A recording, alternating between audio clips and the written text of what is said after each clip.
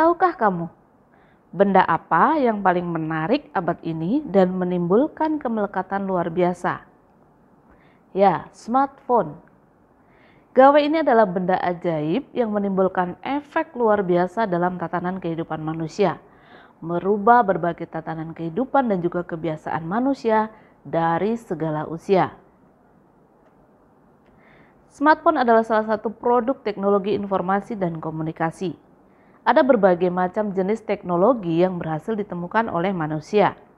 Lalu bagaimana pandangan agama Buddha tentang teknologi? Kita akan membahasnya dalam video ini. Berjumpa kembali dalam pembelajaran agama Buddha kelas 10 semester genap. Kali ini kita akan membahas tentang agama Buddha dan teknologi. Setelah mempelajari materi ini, diharapkan kalian dapat menganalisis, memahami peranan agama Buddha dalam ilmu pengetahuan dan teknologi. Selalu semangat dan mari kita mulai.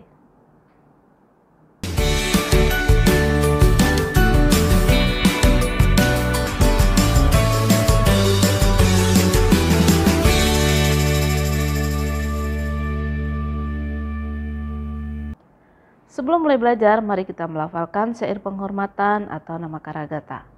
Bersikap Anjali.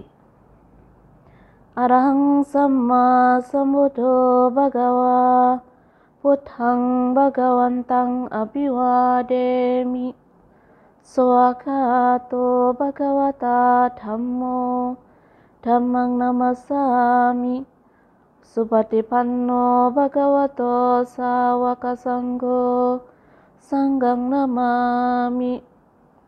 Sabe sata bawantu sukitata. Semoga semua makhluk hidup berbahagia.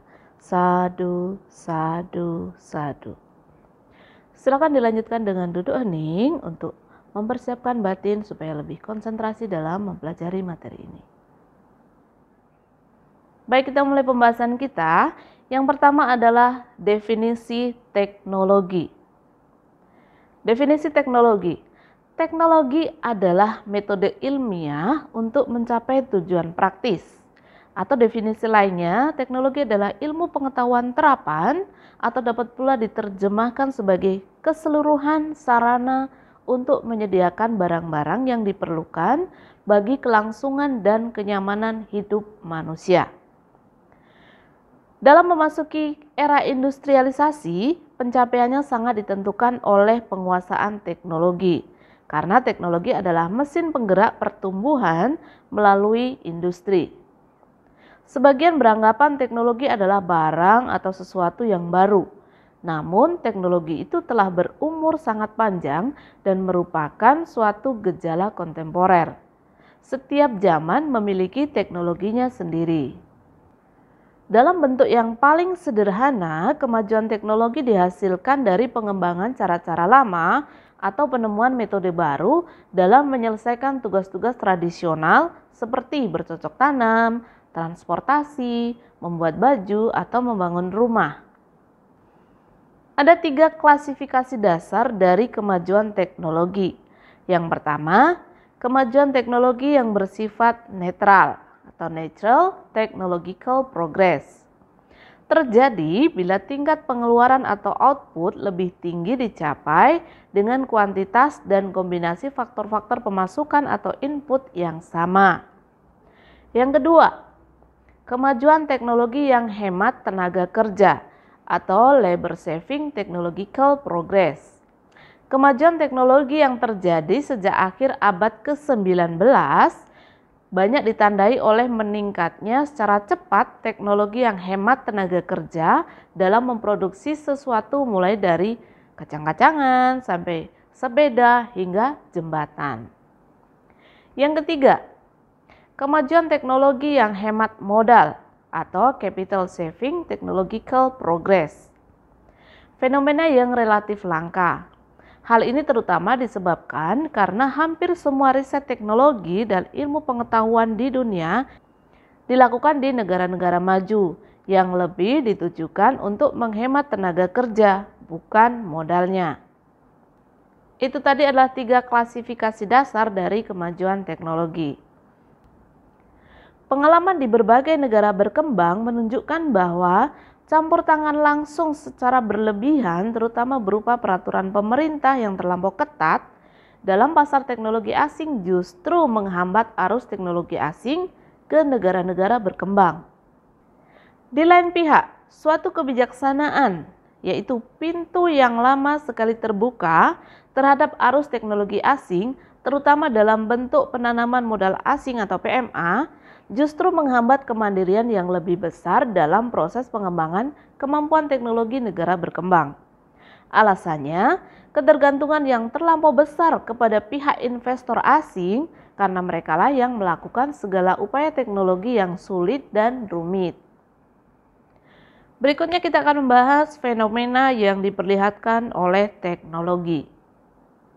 Teknologi memperlihatkan fenomenanya dalam masyarakat sebagai hal imperasional dan memiliki otonomi mengubah setiap bidang kehidupan manusia menjadi lingkup teknis. Fenomena teknik pada masyarakat kini menurut sastra prateja memiliki ciri-ciri sebagai berikut. Yang pertama, rasionalitas. Artinya tindakan spontan oleh teknik diubah menjadi tindakan yang direncanakan dengan perhitungan rasional. Yang kedua, artifisialitas. Artinya selalu membuat sesuatu yang buatan tidak alamiah.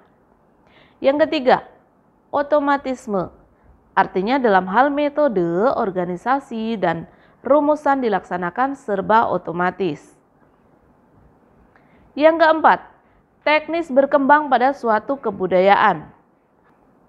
Yang kelima, monisme. Artinya semua teknik bersatu, saling berinteraksi, dan saling bergantung. Yang keenam, universalisme. Artinya teknik melampaui batas-batas kebudayaan dan ideologi, bahkan dapat menguasai kebudayaan. Dan yang ketujuh, otonomi. Artinya teknik berkembang menurut prinsip-prinsip sendiri. Itu adalah 7 ciri-ciri dari fenomena teknik pada masyarakat kini. Berikutnya kita membahas teknologi dalam pandangan Buddhis. Dalam pandangan Buddhis, penerapan teknologi sebagai jalur utama dapat menyongsong kehidupan yang lebih baik. Keyakinan tersebut sudah cukup mendalam. Sikap demikian adalah wajar, asalkan tetap dalam konteks penglihatan dan penggunaan yang rasional. Sebab teknologi selain mempermudah kehidupan manusia untuk melakukan kebajikan, juga harus disadari mempunyai dampak sosial daripada kehebatan teknologi itu sendiri. Seiring berjalannya waktu dan makin cepatnya daya pikir manusia yang semakin modern maupun canggih, perkembangan ilmu pengetahuan dan teknologi tidak lepas akan kemajuan-kemajuannya yang semakin pesat, bahkan mendunia. Ilmu pengetahuan telah menjadi perintis dalam membuat kemajuan teknologi menjadi lebih pesat dan tak terbayangkan kemajuannya pada seperti saat ini yang melampaui batas-batas praktis imajinasi yang sulit dijangkau oleh pikiran. Ilmu pengetahuan ini sebenarnya baru berkembang pada 2 milenium terakhir. Namun bisa kita lihat sendiri betapa hebat dan pesatnya perkembangan yang terjadi pada 2 milenium terakhir ini. Ilmu pengetahuan bersifat dinamis.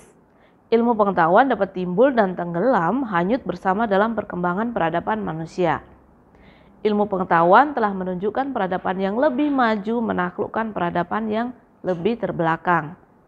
Selanjutnya, ilmu pengetahuan dapat saja ditaklukkan oleh peradaban lain yang lebih maju dan mungkin ilmu pengetahuan yang lama akan terganti dengan pola pemikiran ilmu pengetahuan yang baru yang lebih canggih yang mampu menaklukkan ilmu pengetahuan lama. Pada intinya, yang kuat bertahan, yang lemah ditaklukkan. Agama Buddha tidak anti ilmu pengetahuan dan teknologi. Kecanggihannya justru menempatkan ilmu pengetahuan dan teknologi sebagai sarana untuk mempercepat dan mempermudah berbagai kebajikan yang dilakukan sehingga pada akhirnya mencapai pembebasan. Dalam agama Buddha, ilmu pengetahuan dan teknologi itu penting. Pandangan tersebut memperjelas bahwa agama dan ilmu pengetahuan serta teknologi saling sinergi. Iptek tanpa kehadiran agama akan membahayakan kehidupan. Dan sebaliknya, agama tanpa dibarengi dengan penguasaan ilmu pengetahuan dan teknologi, maka kehidupan manusia akan lumpuh, tidak bisa melihat dunia luar yang luas. Teknologi sudah banyak digunakan manusia. Contoh, sistem komputerisasi merupakan kemajuan teknologi saat ini. Komputerisasi yaitu penggunaan setiap aktivitas di mana sistem pekerjaan dilakukan oleh kerja sistem komputer. Pengoperasian sistem secara otomatis dilakukan untuk mengatur pekerjaan yang diinginkan dengan memberi perintah kepada sistem tersebut. Maka pekerjaan akan berjalan secara otomatis. Dengan kecanggihan teknologi yang terdorong oleh ilmu pengetahuan yang tinggi, menghasilkan berbagai macam penemuan-penemuan yang baru, sehingga menjadikan teknologi dapat menyongsong masa depan yang lebih cerah.